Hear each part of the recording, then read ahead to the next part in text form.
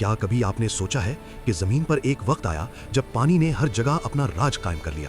ہر پہاڑ، ہر وادی، ہر درخت سب ڈوب گئے، اور ایک واحد کشتی، ایک واحد نجات دہندہ اور ایک معجزہ جو انسانیت کے لیے سب سے بڑی نصیحت بن گیا۔ یہ کہانی ہے حضرت نوح علیہ السلام کی اور ان کی کشتی کی، جو ان کی امت کو عظیم آفت سے بچانے والی تھی۔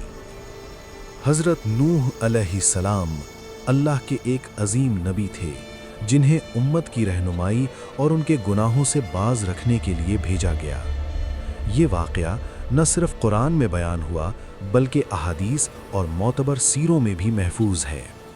آج ہم اس کہانی کے ہر لمحے کو تاریخی اور اسلامی حقائق کے مطابق بیان کریں گے تاکہ ہم جان سکیں کہ صبر، ایمان اور اللہ کی ہدایت کی اہمیت کیا ہے۔ حضرت نوح علیہ السلام نے اپنی قوم کو اللہ کے حکم کی طرف بلانا شروع کیا۔ انہوں نے کہا، میں تمہیں اللہ کی طرف بلاتا ہوں، تمہیں فتنہ و فساد سے روکنے کے لیے بھیجا گیا ہوں۔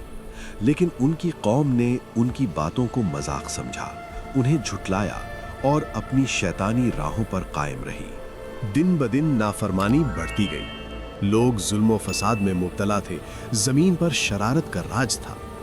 اللہ نے نوح علیہ السلام کو حکم دیا کہ وہ کشتی بنائے، کیونکہ ایک عظیم طوفان آنے والا تھا جو ہر ظلم کرنے والے کو ختم کر دے گا۔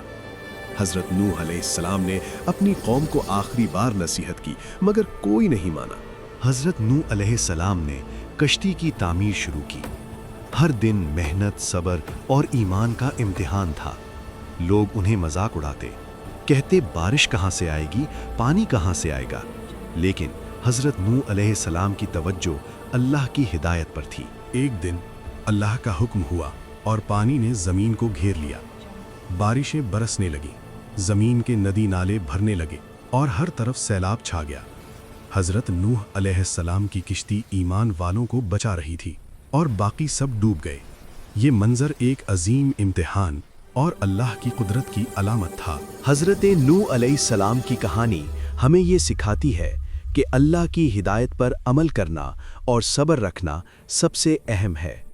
دنیاوی مادی لذتوں میں غرق ہونا انسان کو تباہی کی طرف لے جاتا ہے۔